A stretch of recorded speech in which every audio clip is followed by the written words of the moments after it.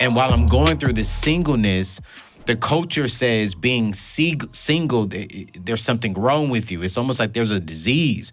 But you say in your book that there's no cure for singleness because singleness is not a disease. Break this down, man, for the people who are watching right now who are single. Is there something wrong with this, man? In your book, you clearly say no, but talk to us, man. Yeah, no, listen, this is why I wrote this particular chapter in the book, that there's no cure for singleness because singleness is not a disease. Mm-hmm. First and foremost, again, we go back to what we were talking about earlier. One of the reasons why, singles end up feeling so badly has to do with a lot of the pressure and the expectations of everyone else. And so the key is, first and foremost, if you're single and you're listening to this, you gotta unplug. You gotta get out of the matrix. Yeah. The same people that are pressuring you and asking you why they're single are the same people that are secretly unhappy in their marriage, and you don't even know it. Oh. You would be shocked. Yeah. You'd be shocked to know how many people you look at and you think, oh, that's great in their marriage. They're very unhappy. Yeah. So don't allow someone else's pressure to become your pressure.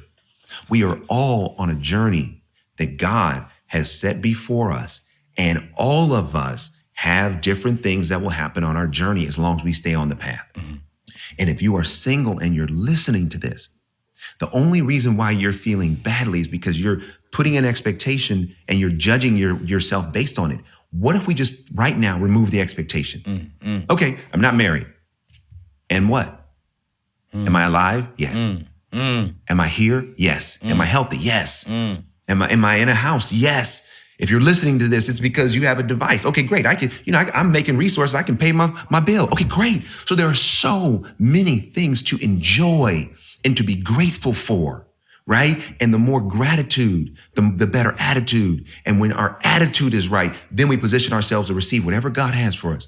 So if you are single right now, stop buying into the myth that there is something wrong with you, because there's not at all. And here's the other thing. What happens in my experience, and I'm the middle child of 3 boys, and I was married. My older brother got married first. My younger brother got married second, and then I got married last. And I had the same kind of experience, where people are like, oh, what's wrong with you? And all this kind of stuff. And here's what I realized was that if I had tried to rush and chase my brothers and got married in my 20s, I wouldn't be here right now. Wow. Because I would have been on the wrong path. Right. With the wrong person. Right. Just because I had felt the pressure. Right.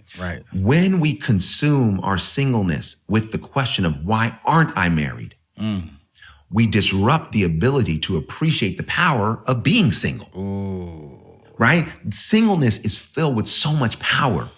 Right? I can set my own schedule. I can study. I can become better. I can work out. I can improve my health. I can improve my wholeness. I can heal. I can do all of these things so that whenever it's time for love, right, I will already be practicing the love that I want to receive. Here's one of the keys, man. We want someone to love us, but then we don't actually do the things that show that we love ourselves. And then when you're single, a lot of times, if you are unhappy and single, I promise you, if you're listening to this and you're watching this, I want you to hear what I'm getting ready to say.